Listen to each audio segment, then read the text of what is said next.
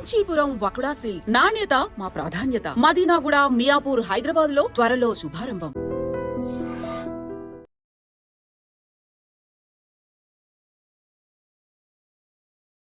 ఇప్పుడు ఆ యూట్యూబర్లు ఆ మీడియాని నమ్ముకొనే అధికారంలోకి వచ్చి తప్పుడు మాటలు ప్రజలకు చెప్పి తప్పుడు హామీలు ఇచ్చి అధికారంలోకి వచ్చిన ముఖ్యమంత్రి ఇవాళ ఎవరైనా కుటుంబం గురించి ప్రజల గురించి మాట్లాడితే సమాజంలో ఉండే వ్యక్తుల గురించి మాట్లాడితే తప్పు పట్టాలి, కానీ తన కుటుంబాన్ని తన్నెవరన్నా అన్నా ఎవరున్న ఆడ మగ అని చూడకుండా నేను బట్టలు ఊడదీసి కొట్టిస్తా అని మాట్లాడటం దేనికి సంకేతం అని చెప్పి ఇవాళ మేము ప్రశ్నిస్తూ ఉన్నాం.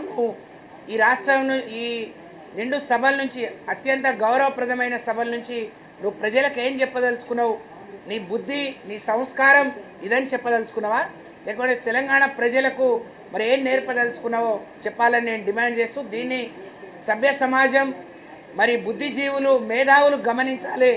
ఇలాంటి ముఖ్యమంత్రిని ఎన్నుకున్నందుకు ఇవాళ తెలంగాణ ప్రజానికం బాధపడే విధంగా నొచ్చుకునే విధంగా మరి అదే యూట్యూబర్లను లేకపోతే మీడియాని ఈ విధంగా మాట్లాడటం చాలా దారుణం. దీన్ని తీవ్రంగా ఖండిస్తున్నాం. సభ్య సమాజం కూడా దీన్ని ఖండించాలని నేను విజ్ఞప్తి చేస్తూ ఉన్నాను.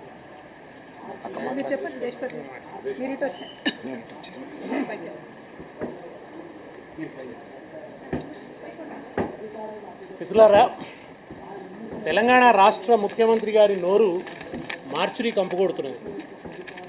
ఆయన శవభాష మాట్లాడుతున్నాడు. ఇవాళ ఎంత హాస్యాస్పదంగా ఉంటుందంటే ముఖ్యమంత్రి గారి వైఖరి. ఇవాళ అసెంబ్లీలో మాట్లాడుతూ ఆయన ఒక మాట అంటున్నారు, ఎవరైనా సంస్కారం మరిచి మాట్లాడితే బట్టలిప్పి బజార్లో తిప్పుతామని అంటున్నాడు. ఆయన సంస్కారం మరిచి మాట్లాడితే బట్టలిప్పి బజార్లో తిప్పుతారు. ఇంత గొప్ప సంస్కారాన్ని ఆయన అసెంబ్లీలో ప్రదర్శిస్తున్నాడు. ఇవాళ తెలంగాణ సంస్కృతికి, తెలంగాణ రాజకీయ సంస్కృతికి, తెలంగాణ ఉద్యమ స్ఫూర్తికి, ఆత్మగౌరవానికి, మొత్తం తెలంగాణ సమాజానికి ఒక మాయని మచ్చలాగా మారింది ముఖ్యమంత్రి గారి మాట తీరు. తెలంగాణ ఉద్యమ సారథి, స్వరాష్ట్ర సాధకుడు, తొలి ముఖ్యమంత్రి కల్వకుంట్ల చంద్రశేఖరరావు వారి గురించి మొన్న రవీంద్ర భారతిలో ముఖ్యమంత్రి గారు చేసిన అత్యంత జుగుప్సాకరమైన, అమానుషమైన, అసభ్యకరమైన వ్యాఖ్యల్ని యావత్ తెలంగాణ సమాజం ఖండిస్తున్నది. ఇంగితం ఉన్న వాళ్ళు ఎవరైనా ఖండిస్తారు దాన్ని, బహుశా కాంగ్రెస్ నాయకులు తప్ప, ఆయన అనుయాయులు, ఆయన ఫాలోవర్సు, ఆయన భజన బృందాలు తప్ప ఇంగితం ఉన్న వాళ్ళు ఎవరైనా ఖండిస్తారు. వరిష్ఠ సంపాదకులు ఖండిస్తున్నారు, మేధావులు ఖండిస్తున్నారు, ఆందోళన వెలిబుస్తున్నారు. ముఖ్యమంత్రి ఇట్లా మాట్లాడితే ఎట్లా? ఇవాళ తెలంగాణ పరువు పోతున్నది దేశంలో. ముఖ్యమంత్రి గారు ఇలా మాట్లాడతారని, ఇంత అన్యాయమైన భాష మాట్లాడతారని. ఇవాళ ఈ వ్యాఖ్యలు కేవలం దిగజారుడు వ్యాఖ్యలు మాత్రమే కాదు, ప్రజాస్వామ్య విలువల్ని మంటగలిపే వ్యాఖ్యలు మాత్రమే కాదు, మనుషుల మధ్య ఉండే కనీస గౌరవ మర్యాదల్ని కూడా కాలరాచేటువంటి వ్యాఖ్యలు. మామూలు మనుషులు మాట్లాడుకునేటప్పుడు కూడా శుభంగోర్రా పెళ్లి కొడుక అంటారు. అటువంటిది ఆయన అశుభ సూచకమైన మాట మాట్లాడతాడు నిరంతరం కూడా. ఆయనకు అట్ల తప్ప ఇంకో రకంగా మాట్లాడరాదు. నేతి బీరలో నేయి వెతకలేము, ముఖ్యమంత్రి గారిలో సంస్కారాన్ని వెతకలేము. ఇది వాళ్ళ ఈ రాష్ట్రంలో నెలకొన్నటువంటి పరిస్థితి. ఈ వ్యాఖ్యలు కేవలం దిగజారుడు వ్యాఖ్యలు కాదు, మానవత్వాన్ని మంటగలిపే వ్యాఖ్యలు. ఏమన్నాడు ఆయన? ఎంత ఒక దుర్మార్గమైనటువంటి పద్ధతిలో ఒక నీచత్వానికి పరాకాష్ఠగా నిలిచినటువంటి వ్యాఖ్యలు. కేసీఆర్ గారి కాలు విరిగిన ఘటనను ప్రజల తీర్పుతో ముడిపెట్టి ఆయన మరణం కోరటం ఏ రకం రాజకీయ సంస్కృతిది? ఎంత నీచమైనటువంటి రాజకీయ సంస్కృతి, ఎంత వికారమైన మనస్తత్వం. ముఖ్యమంత్రి గారి మనస్తత్వం ఎంత వికృతమైంది, ఎంత శాడిజం దాగి ఉంది ఆయనలో అన్నదానికి ఆ వ్యాఖ్యలు అర్థం పడుతున్నాయి. నువ్వు వెళ్ళి పరామర్శించి వచ్చినావు కదా, అబ్బా ఎంత హుందాతనాన్ని చూపించాడు తెలంగాణ రాష్ట్ర ముఖ్యమంత్రి అని మీకు సంబంధించిన మీడియా పెద్దలంతా కూడా కాకా బాకాలు ఊదారు కదా ఆ రోజు. మరి వాళ్ళు ఈ వ్యాఖ్యలను ఏమంటారు ఆ మీడియా పెద్దలు? ఆ రోజు రాసిన వాళ్ళు, రాతలు రాసిన వాళ్ళంతా, ముఖ్యమంత్రి గారిని ఆహాని పొగిడిన వాళ్ళంతా, సోకాళ్ళు మేధావులంతా. ఒక ఆయన మాట్లాడతాడు, కేసీఆర్ గారు ఇలా కాలు ఊపుతూ రాజకీయాలంటే ఆయనకు ఒక గేమ్ అని మాట్లాడతాడు. ఈ ముఖ్యమంత్రికి రాజకీయాలంటే బ్లేమ్ గేమ్. ఇప్పుడు మాట్లాడు ఆయనకు మాటలు రావా? ఇవాళ ఎవరు కనబడుతున్నారు మీకు రేవంత్ రెడ్డిలో? మన గ్రీస్ తాత్వికుడైన సిసిరో కనబడుతున్నాడా? కార్ల్ మార్క్స్ కనబడుతున్నాడా? లేకుంటే మా తత్వవేత్తలు కనబడుతున్నారా? ఎవరు కనబడుతున్నారు మీకు? ఎటువంటి దుర్మార్గమైనటువంటి మాటలు మాట్లాడుతున్నారు ఆయన? ప్రతిపక్ష నేత గురించి ఆయన అంత అశుభసూచకంగా మాట్లాడొచ్చునా? ఏమన్నా పైగా ఏమంటున్నాడు, వ్యక్తిగతంగా మాట్లాడలేదని వాళ్ళ మంత్రులు సమర్థించేటువంటి ప్రయత్నం చేస్తున్నారు. స్పష్టంగా అన్నాడు ఆయన, స్ట్రెచ్చర్ మీద పన్నుకున్నాడు అన్నాడు. పార్టీ అని అనలేదు ఆయన. మార్చురికి పోతాడు అని వ్యక్తిని ఉద్దేశించి అన్నాడు. వ్యక్తిగత దూషణలకు ఆయన నిరంతరం పాల్పడుతుంటాడు. ఆయన ఎప్పుడు హరీష్ రావు గారి గురించి మాట్లాడినా కానీ ఇంతెత్తుంటాడు అంతెత్తుంటాడని భౌతిక దాడులకు పాల్పడుతుంటాడు. ఇవాళ ఏమైపోయిందంటే ఆయన అట్లా మాట్లాడుతుంటే యువతల పక్షం వారు కూడా ఎక్కడో ఒకసారి సహనం కోల్పోయి ఆయన భాషలోకి దిగాల్సి వస్తుందన్నమాట. అంటే తను దిగజారడం కాకుండా ఎదుటి వాళ్ళని కూడా దిగజార్చగలిగినటువంటి సమర్థుడి వాళ్ళ ఈ ముఖ్యమంత్రి. అంత వికారంగా ఆయన మాట్లాడుతున్నాడు. దీన్ని ప్రజాస్వామికవాదులు, విజ్ఞులు అయిన వారు ఎవరైనా కూడా ఆమోదించరు, భరించరు, క్షమించరు. రాష్ట్రంలో అత్యున్నత స్థాయి పదవిలో ఉన్నటువంటి వ్యక్తి ఎంతో సభ్యతను, సంస్కారాన్ని పాటించాలి, ఉదాత్తంగా కనబడాలి అవతల వాళ్ళకి, ఆ పదవికి తగిన హుందాతనాన్ని ప్రదర్శించాలి.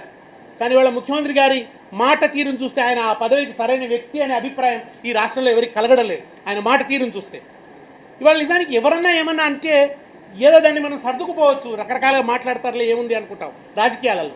కానీ బాధ్యతాయుతమైన పదవిలో ఉన్నటువంటి ముఖ్యమంత్రి పదవిలో ఉన్నటువంటి వ్యక్తి ప్రతిపక్ష నాయకుడి గురించి ఇంత హేయంగా వ్యాఖ్యానించడం చాలా ఆందోళనకరం. తెలంగాణ సమాజం దీని మీద ప్రతిస్పందించవలసి ఉన్నది. ఇది ఒక బీఆర్ఎస్ సమస్య కాదు, తెలంగాణ రాజకీయ సంస్కృతికి సంబంధించినటువంటి సమస్యగా పరిగణించాలి. రేవంత్ అసహ్యకరమైన ధోరణి ప్రజాస్వామ్య వ్యవస్థకు అవమానం. ఎంతో చరిత్ర, సభ్యత ఉన్న తెలంగాణ విలువలకు ఇది గొడ్డలి పెట్టు. ఆయన మాట్లాడిన మాటలు తెలంగాణ ప్రజల మనోభావాలను దెబ్బతీసేలా ఉన్నాయి. ప్రతిపక్షాన్ని గౌరవించాలనే నైతిక మర్యాదల్ని భంగపరిచాయి. తెలంగాణ రాజకీయ సంస్కృతిని దిగజార్చాయి. ఆడలేక మధ్యలో ఓడన్నట్టు తమ చేతకానితనాన్ని కప్పిపుచ్చుకోవడానికి ఆయన వ్యక్తిగత దూషణలకు దిగుతున్నాడు. ముఖ్యమంత్రి గారు మాట్లాడుతుంటే ఏముండాలండి? తెలంగాణ అభివృద్ధి గురించి ఉండాలి, తెలంగాణ సంక్షేమం గురించి మాట్లాడాలి. ఆయన ఉపన్యాసంలో పావు వంతు కూడా అది ఉండదు. ఒక 10 నిమిషాలు కూడా ఆ విషయాలు ఆయన మాట్లాడు.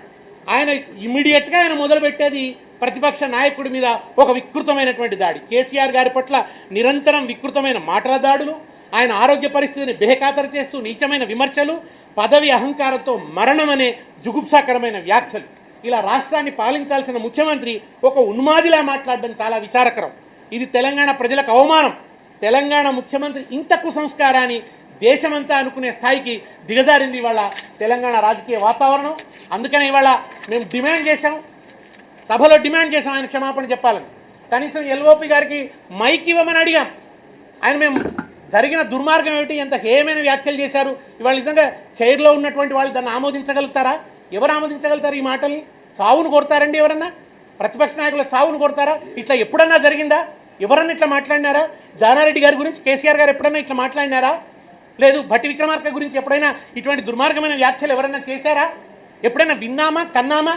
చరిత్రలో లేనంత అన్యాయమైన మాటలు మాట్లాడతామండి. ఎప్పుడో ఒకసారి మనం మాట మనకు జారుతుంది, అది ఎప్పుడన్నా ఒకసారి జరుగుతుంది. కానీ ఎప్పుడు జరుగుతుందండి ముఖ్యమంత్రికి? ఆయనకి ఎప్పుడు జరుగుతుంది అనమాట. ఆయనకు అది మాత్రమే, ఇంకో రకంగా ఆయనకు మాట్లాడరు రాదు. అది ఏమన్నా మరి ఏం డిఫెక్టో ఏమిటో అర్థం కావడం లేదు. ఆ ఆలోచనల్లోనే అటువంటి ఒక వికృతి ఉందన్నమాట. ఈ వికృతిని సభ్య సమాజం క్షమించదు. ఆయన ఇక్కడి నుంచి తన వైఖరిని మార్చుకోవాలి. ఇవాళ తెలంగాణలో రాజకీయ విలువల పునరుద్ధరణకు సంబంధించిన ఒక పోరాటమే జరగవలసి ఉంది. దీని మీద తెలంగాణ సమాజం స్పందించాలి, ముఖ్యంగా బుద్ధిజీవులైన వాళ్ళు స్పందించాలి. రేవంత్ రెడ్డి గారికి అండదండగా నిలబడ్డ వాళ్ళు, ఎన్నికల సమయంలో అండదండగా నిలబడ్డ మేధావులు మాట్లాడాలి. వాళ్ళు ఎందుకు మౌనంగా ఉంటారండి ఈ సందర్భంలో? చాలా ఎప్పుడన్నా కేసీఆర్ గారు అదాటున ఏదన్నా ఒక మాట దొర్లితే దాని మీద ఇంతెత్తులు లేచారు. అసలు ఎన్నెన్ని మాటలు యూట్యూబ్ల ద్వారా కేసీఆర్ గారి సందర్భంలో, కేసీఆర్ గారి పరిపాలన సందర్భంలో ఎన్ని మాటలు మాట్లాడినారు, ఎంత వికారంగా మాట్లాడినారు.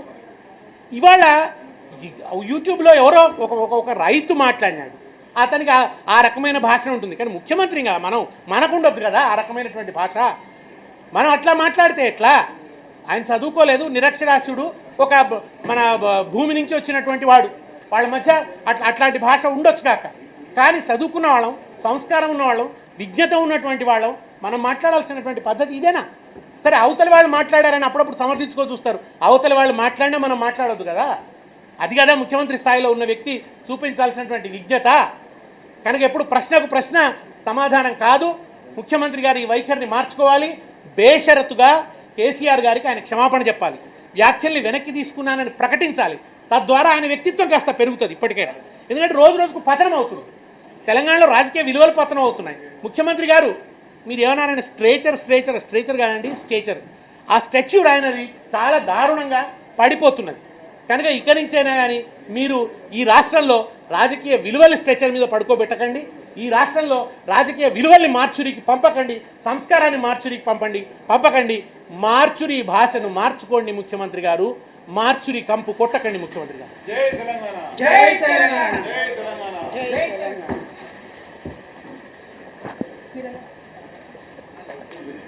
జై తెలంగాణ, జై తెలంగాణ. ఈరోజు శాసన ఓకేనా? ఈరోజు శాసన మండలిలో మరి గవర్నర్ ప్రసంగానికి ధన్యవాద తీర్మానాలు చెప్పడానికి గౌరవ ముఖ్యమంత్రి గారు శాసన మండలికి వచ్చినారు. మరి వారు వచ్చినటువంటి సందర్భంలో మేము డిమాండ్ చేసినాం, మీరు కేసీఆర్ గారి పట్ల ప్రయోగించినటువంటి భాషను యావన్ తెలంగాణ సమాజం కూడా ఇవాళ వ్యతిరేకిస్తున్నది కాబట్టి మీరు క్షమాపణ చెప్పండి, ఆ తర్వాతనే మీరు మాట్లాడండి అని మేము డిమాండ్ చేయడం జరిగింది. కానీ మా ప్రతిపక్ష నాయకుడికి మసూనాచారి గారికి కూడా కనీసం మాట్లాడే అవకాశం కూడా ఇవ్వలేదు ప్రభుత్వం. ఈ యొక్క వివక్షను మేము గమనిస్తూ ఉన్నాం, తెలంగాణ ప్రజలు కూడా గమనిస్తూ ఉన్నారు. మీ అందరికీ తెలుసు, భారతదేశంలో బలంగా మనం కర్మ సిద్ధాంతాన్ని నమ్మేటటువంటి వాళ్ళం. మనం ఏది చేస్తామో అది మనకు వాపసు వస్తుందట. ఈరోజు అసెంబ్లీలో ముఖ్యమంత్రి గారు బాగా బాధపడుతున్నారు, నా కుటుంబాన్ని నా పిల్లల్ని అందరినీ కూడా తిట్టినారు. మరి గత 5-6 ఏళ్లుగా వారు చేసినటువంటి పనే ఇవాళ మళ్ళీ వారి మీదకి తిరిగి రిటర్న్ వచ్చింది. అది ఎవరు చేయిస్తున్నది కాదు, ఎవరు చేయగోరింది కాదు. ఏదైతే సంస్కృతి మీరు మొదలు పెడతారో తిరిగి అదే మన దగ్గరకు వస్తుందనే విషయం ఇవాళ ముఖ్యమంత్రి గారి విషయంలో రుజువైంది.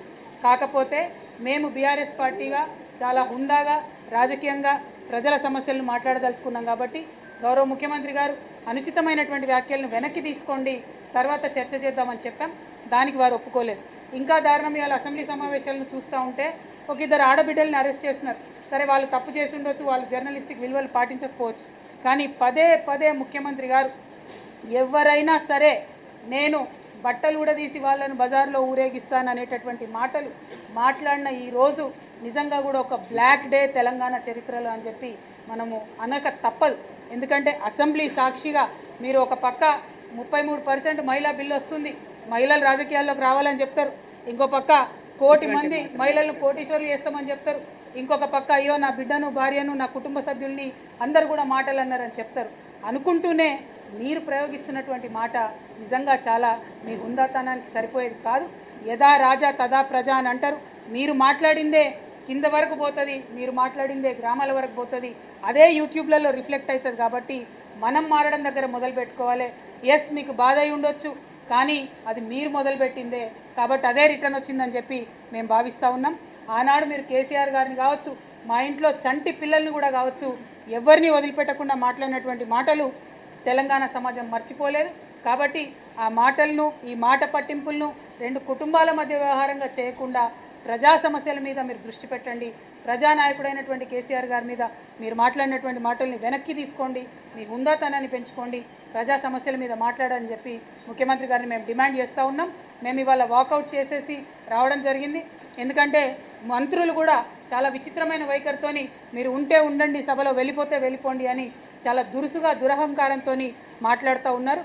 ఇటువంటి అహంకారపూరితమైనటువంటి వైఖరికి ప్రజలు తప్పక బుద్ధి చెప్తారని చెప్పి మంత్రులకు, ముఖ్యమంత్రి గారికి కూడా మేము తెలియజేస్తూ ఉన్నాము. Thank you. జై తెలంగాణ.